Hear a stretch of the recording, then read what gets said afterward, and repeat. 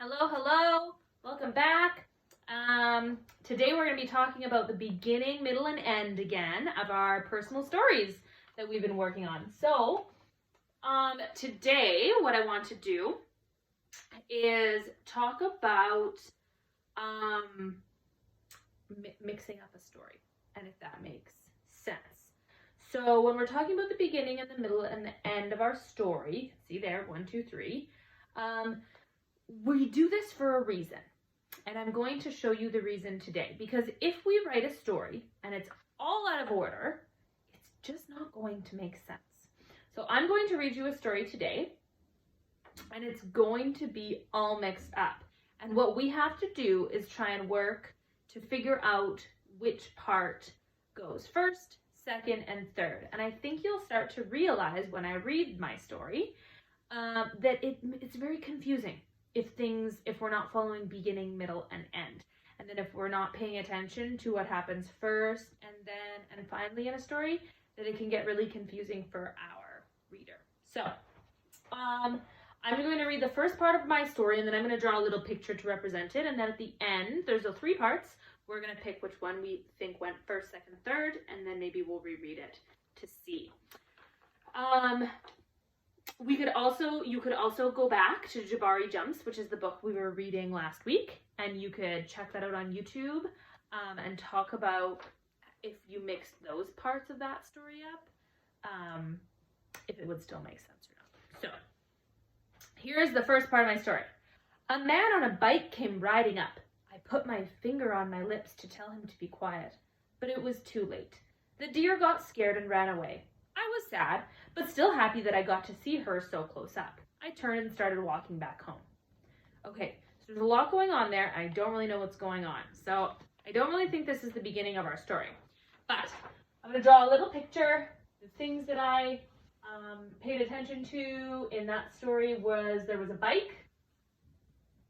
There was a man riding that bike. And there was a lady and a deer. Quick drawings. There's my deer. So that's what's going on in this part of the story, the part of the story I read first. Let's read the second part and see if maybe it makes a little more sense if this is the beginning, middle, or end of our story. One summer day, I went out for a jog. I was running, but I got too hot and started walking. All of a sudden, I saw something big and brown in the trees. What could it be? Okay. This makes a little more sense now. I'm getting more details. So there's a lady. Oh, she's super hot. She's got sweat coming down her because it's super hot outside.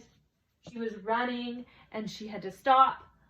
And then she saw some stuff in a tree. In the tree, she saw something brown. I don't have brown, so I'll just draw a circle. So she's running. She gets hot. She stops. She looks in the trees and sees something brown. Okay, let's read the next part and see what happens there. It was a deer. She was quietly munching on some leaves. She looked at me, but she didn't seem scared. I was in shock. I had never been so close to a deer before. I took out my phone and took a picture. I just stayed there, watching her for a long time. So now we have a lady. She's got her phone. She's taking a picture, oh my, of the deer.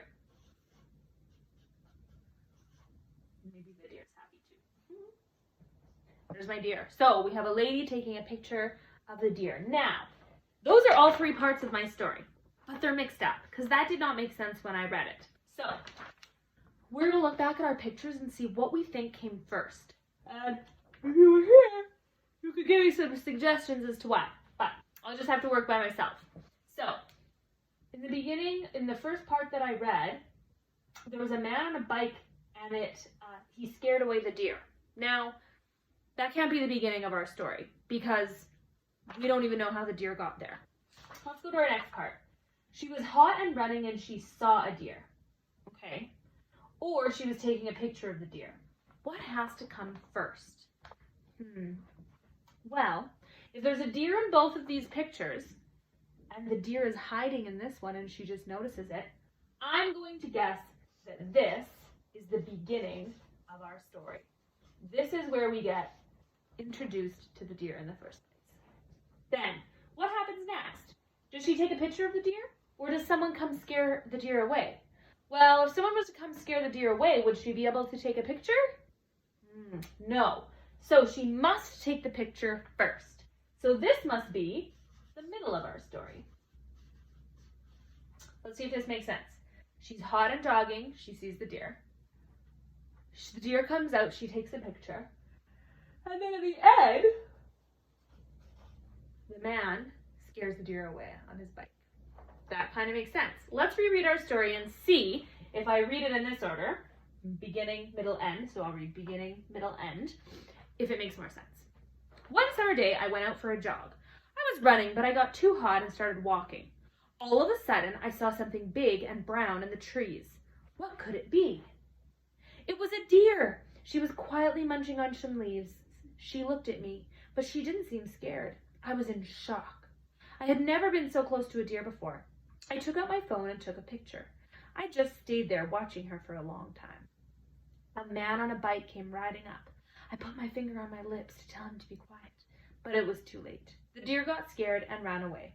I was sad, but still happy that I got to see her so close up. I turned and started walking home. So the deer runs away, and then the lady goes home. That makes way more sense when we read it in order. So, for today, I want you to just take a look back at some of the different pieces of writing that you've done in your Google Docs or in your writing journals. And I want you to look and see if you have a beginning and a middle and an end of your story. And if not, when you're writing today, try and see if you can make sure it has a beginning, a middle, and an end, and then it's not all mixed up like mine was. Okay, I'll talk to you tomorrow.